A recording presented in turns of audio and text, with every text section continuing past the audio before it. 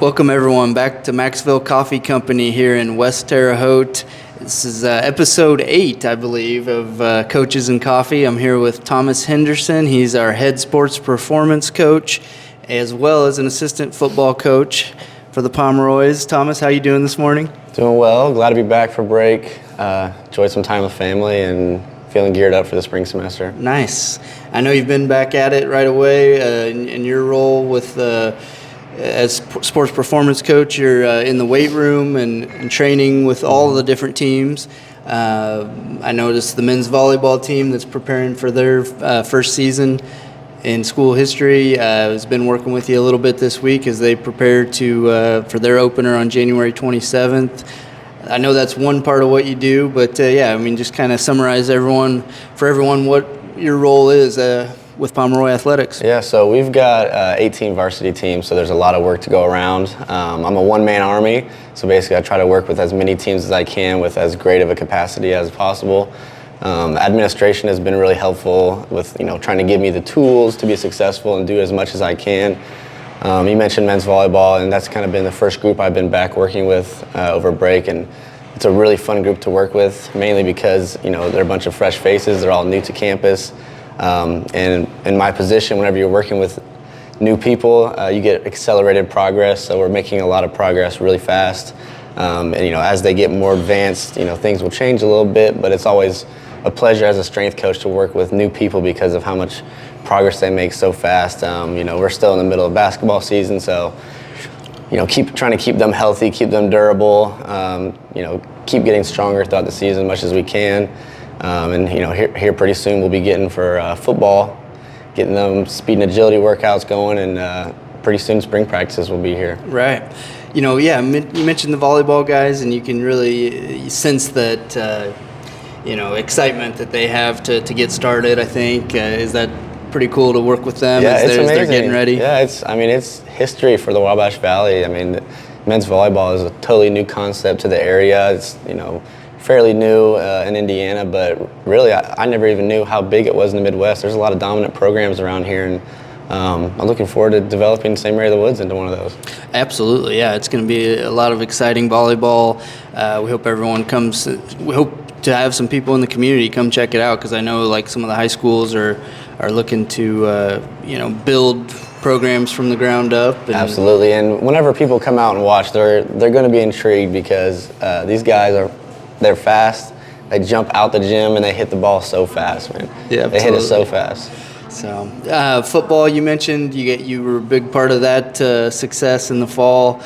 Tell me what your role is with football. I know you were there at the beginning as far as building some recruiting connections as Coach Powell came in and that sort of thing. So that was a big part of you were a big part of getting it started.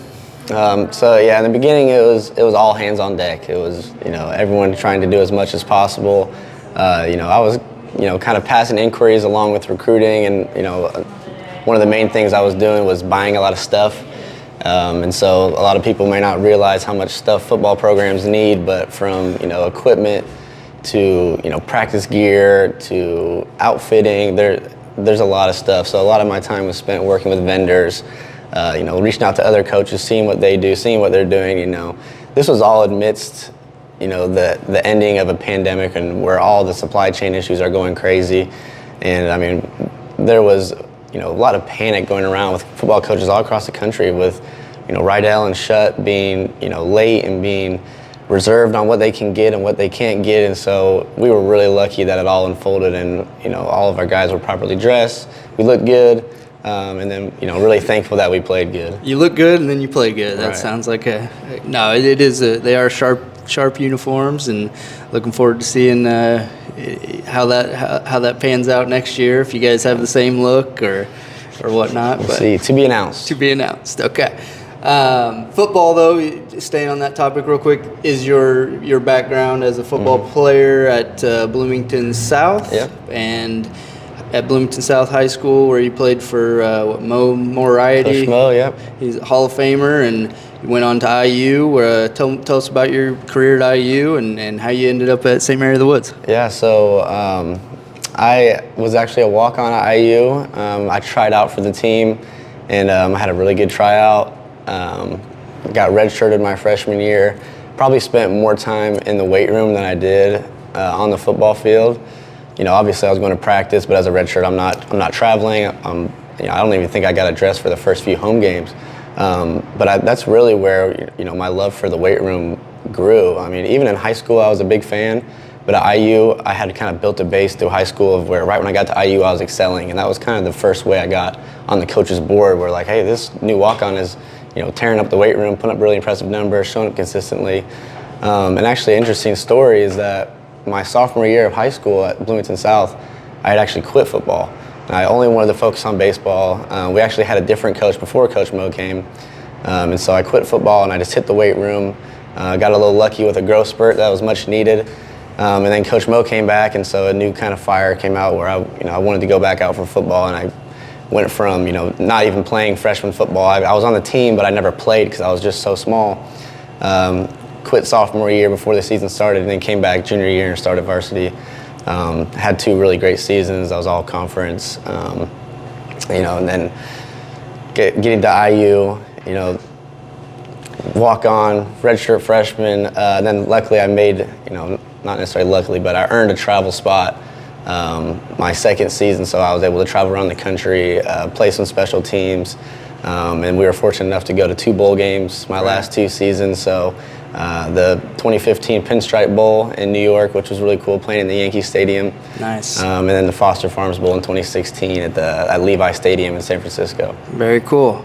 So you finished up at IU, came over here, and got your master's degree. Correct. And have been around for what, 3 years? 3 years. So Okay. in 2020 is when I started my master's degree, and I was really intrigued at St. Mary of the Woods because I was going to have like a position with a lot of responsibility and a lot of authority, which I thought was a really great thing when I first started, and I quickly realized that this is a lot of responsibility. Whenever you have more authority, you've got more responsibility. So that was a big learning curve. In the beginning, it was tough of not really having a mentor. Like the strength and conditioning at St. Mary of the Woods is basically non-existent before I got there.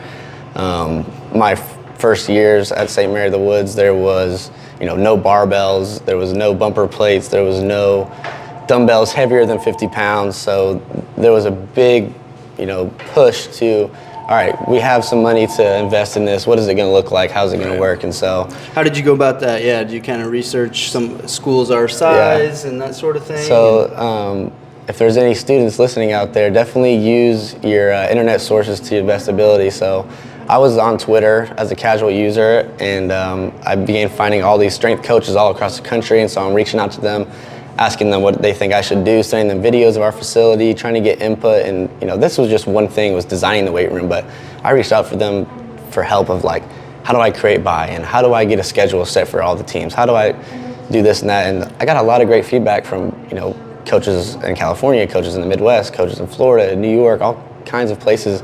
It's a really great community. They all help me out big time. But I think that scheduling was one of the toughest things. But big shout out to Hammer Strength and Life Fitness. They made designing the weight room really easy. They came in with some cool technology.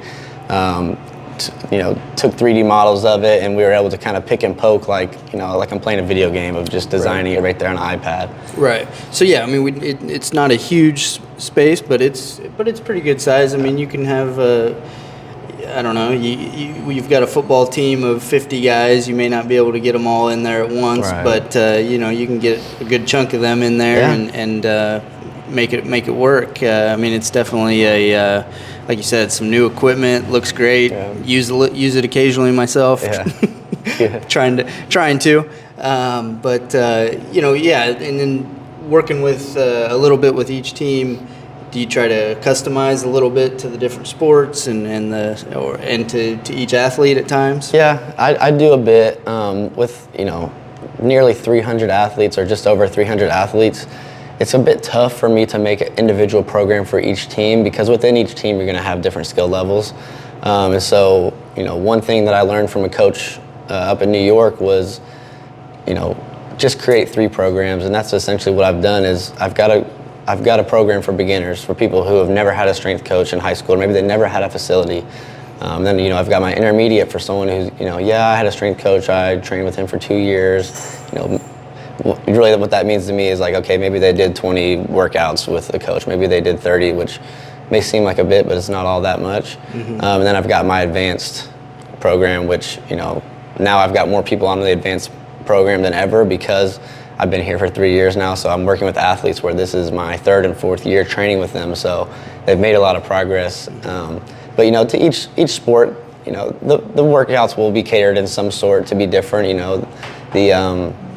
The equestrian workout looks very similar to a football workout, though, and I think that a lot of people would be surprised to know that. That they're being trained very similarly. And one of my main philosophies is, like, for an athlete at the collegiate level, a lot of the progress that needs to be made to improve their game is a lot of times more mental, and a lot of people don't realize that. As the athletic ability carries over to college, and they're athletic, I'm athletic. But it's more about who knows the game better. And so a big thing that I love the weight room for is, building that confidence. Right. And so we're building confidence, mentally and in their body, because if I've got an athlete who's had ankle injury and every time they try to cut on their right foot to go left for the ball, they're a little bit worried, like, last time I cut on this foot, it hurt or I felt pain or even got severely injured. And so, I work really closely with our medical staff and Shannon Hamilton, shout out to her. So if someone's rehabbing off of something, she can kind of work with you to absolutely make some suggestions to help get them back on the court or the field. So and not just confidence there, physically, but also mentally of setting goals, striving for excellence. It's cool to see some of these athletes transform where it's like first day they're scared to even hold a barbell, and then 3 years later they're stacking multiple plates on that barbell and they're doing stuff that they never thought they would be able to do. And to me, that is like one of the most important things of strength and conditioning is like this athlete just accomplished so many goals I never thought that they were going to accomplish. And that carries over to the sport, I firmly believe. Cool, yeah, good stuff. I mean, yeah, absolutely. I mean, ultimately it comes down to just getting bigger, stronger, and faster in most cases, right? So, yeah, that makes that's the inevitable part. That's the inevitable part of it. Like, as long as the athletes show up consistently, they're going to get all those great benefits of, they're going to get faster because we're going to work on technique and we're going to tweak this and tweak that and try to make them more efficient athletes. And they show up to the weight room consistently. As long as they eat their protein, they hear me say that a lot. They're going to grow. They're going to grow muscle. They're going to stabilize and make those tendons healthier as long as they recover the correct way. So I can only do so much in that sense of I can give them the workout. But hey, you've got to go to bed on time. You've got to eat protein, or else you're not going to get all the benefits that you possibly could. I read that a lot. Sleep, sleep is key. And I understand being a college student, thinking back to those days where you'd stay up too late, and I get a lot of athletes in the weight room, and I'll ask them. I'll say, hey, we just did a really good workout. Right now, did you just build muscle? And they'll say, yeah, I just built a bunch of muscle in here. And I'm like, well, you actually did the opposite, right? You just spent an hour in the weight room breaking down your muscles, but now you've got to go and you've got to sleep and eat protein so your body can restore it and then build it up. You're actually going to be building that muscle when you sleep. You're not going to be building it there in the weight room. We're doing the exact opposite. So definitely. A big part of what I do is trying to educate them. I'm a firm believer of, I'm not just going to tell you what to do, but I'm going to tell you why. I'm going to show you why because, one day you're not going to be an athlete. So I want you to have the confidence to be able to go into your own local gym, to go to your YMCA, to go wherever, whatever fitness thing applies to you or you find interesting, I want you to be able to do. So I try to give them a big exposure of different things. Like I said, try to bridge that gap for whenever they're done being an athlete, they know how to take care of their body. They can go into a gym and orchestrate a workout and not, be anxious about, I don't even know what I'm doing. I'm just doing this randomly, or I'm just doing this randomly. They know how to structure a full workout. So yeah, I'm a firm believer of that, of educating them and trying to show them the way, not just tell them. Definitely. And real quick, we're at Maxville Coffee Company. We'll be partnering with them. Thanks to them, they've got a blue curacao with coconut foam, Pomeroy colored drink for us for February 7th. Proceeds for sales of that drink will go to Woods Giving Day out at the campus for part of our fundraising efforts. So be sure to get in here at Maxville Coffee Company here on right in downtown West Terre Haute on US 40 and check them out. They've got some great coffee as well. So Thomas, what you've also got one other thing you're working with is the powerlifting club. Yeah, right. So we're looking for, you worked with a few students last school year and looking to grow that and get some more involvement there. Yeah. Tell me a little bit about that. Yeah, so that was a fun endeavor and a fun challenge to take on. Powerlifting was never my forte personally. I never competed. However, I'm very well versed in all the movements. And football, football is basically, any really strength and conditioning is a combination of powerlifting, which is squat, bench, and deadlift. Olympic weightlifting, which is, hang cleans, snatches, jerks, stuff like that. So in strength and conditioning, I'm combining all different kinds of modalities. But with this club, I'm able to just focus on the big three of squat, bench, and deadlift. Last year, I kind of hosted more of like an open-ended student group called the Barbell Club, where I had almost about 15 members show up every Monday and Thursday consistently, and we had a really good time. And then one of them competed in it was a all-females lift in Wilmington, Ohio, and it was an absolute blast. Lucia was about 25 pounds away from qualifying for nationals. Wow. And it was her first meet, and she went 7 for 9, so she scratched on 2 lifts, which were, she didn't have much experience. I didn't have much experience. It was my first powerlifting meet as well, so we both learned a lot. And so this March, there's going to be 2 competitors this year. Lucia will be returning, and then Lane Sluter, our starting center, all-conference center from the sprint football team, will be venturing to South Bend for the Indiana State Championships. This is actually the first time Indiana has hosted a USA Powerlifting State Championship in 4 years. So I think that, it's a bit of a niche group, the powerlifting group is, and I think that when the pandemic hit, they kind of just shut things back, but I'm really grateful and glad that they're going to be bringing it back, and our athletes can represent St. Mary of the Woods College, and they can represent Indiana as long as they qualify for nationals. Very cool. Lane, one of the captains on the football team and center, like you said. So will that be like by weight class then? Yeah, absolutely. Yeah. So he'll be. He's about 180-ish. Yes, and he'll be in the 181 weight class. So we're not going to try to cut him down or bulk him up. I'd like to try to keep all of our sprint football guys, 5 pounds above the weight limit. Right. For Lane, he'll be about 8 pounds, but he's extremely educated in how to, take care of his body, things to eat and things not to eat at the right time. So cool. I've got a lot of faith and trust in him. Yeah, that's something we didn't touch on for those not familiar with sprint football yet. The weight limit is 178. I'm sorry. There is a little bit of leeway that you can be up to 185-ish or something. So every Tuesday and Thursday are the weigh-in days, and Thursday is the official weigh-in day. So on Thursday they must be 178.0 and under. Right? And then on Saturday, on game day, they have a little more fluctuation where they can gain some weight and they can be up to 190. And then there's also a 183-pound number, and that refers to the preseason. So any of our returning players have to be under 183 in order to participate in preseason practices. Right. Any newcomers that come in that we recruit arriving this fall, they get like kind of a pass. So they'll be able to be over 183 if they show up a little bit heavier. Right. But that's kind of like called the newcomer rule. So only beginners, people who are just coming into the league, kind of have that leeway and can participate in preseason practices. Which is interesting, from your perspective with strength. I mean, obviously, your typical football program, you might, as a freshman, you're going to come in and look to put on pounds. Yeah, that's definitely the stereotypical experience, and even what I experienced at IU. It's like eat, get bigger, get bigger, get bigger, and for some of our guys that applies perfectly. And it's like, hey, you've got 20 pounds before the weight limit. Let's try to push the limits a little bit. 155-pound safety or something, right? Right. We've got a handful of those kinds of guys, and then there's some where it's like, okay, you're about 170. You're 170 all season. We're gonna try to gain slowly. We don't want to make too much progress too fast. There's no point in us getting you from 170 to 178 in 2 months. You're going to be gaining a lot of fat basically if you do it that fast. Let's take it slow and try to gain muscle.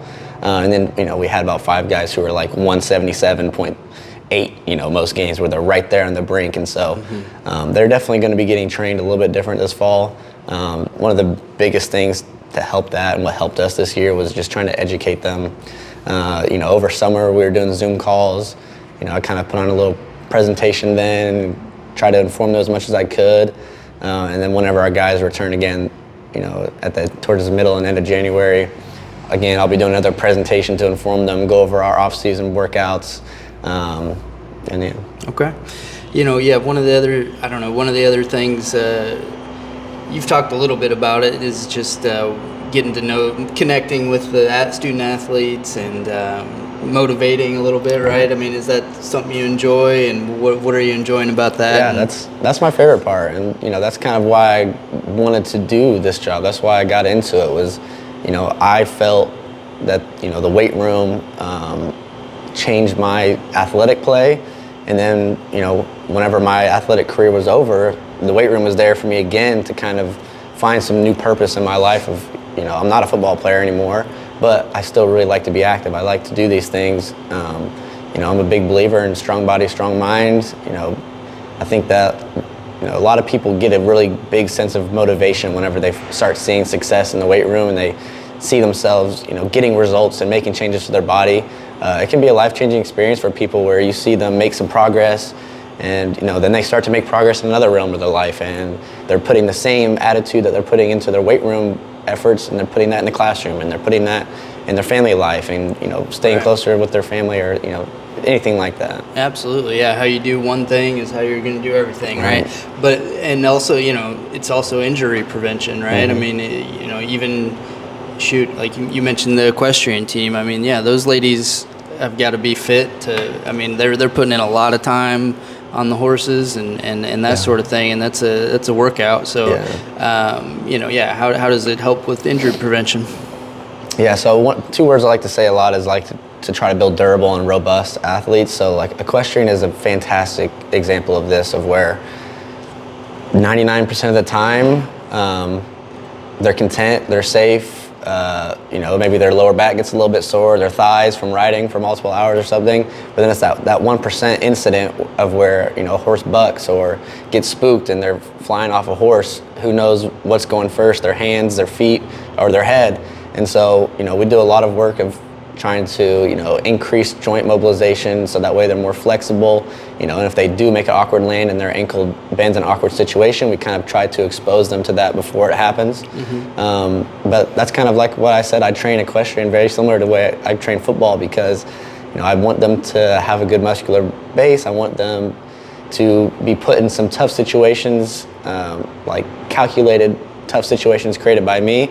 So that way, whenever it happens out there in the ring or in the arena, it doesn't feel so foreign, it doesn't feel so new. So yeah. Absolutely.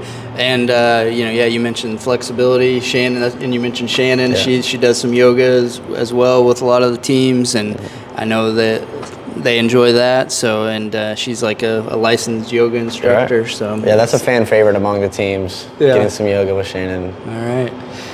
Thomas, thanks for joining us. Pleasure. Good catching up here, and look forward to seeing how the spring plays out for all of our teams. Absolutely. Likewise. Thanks for having me on.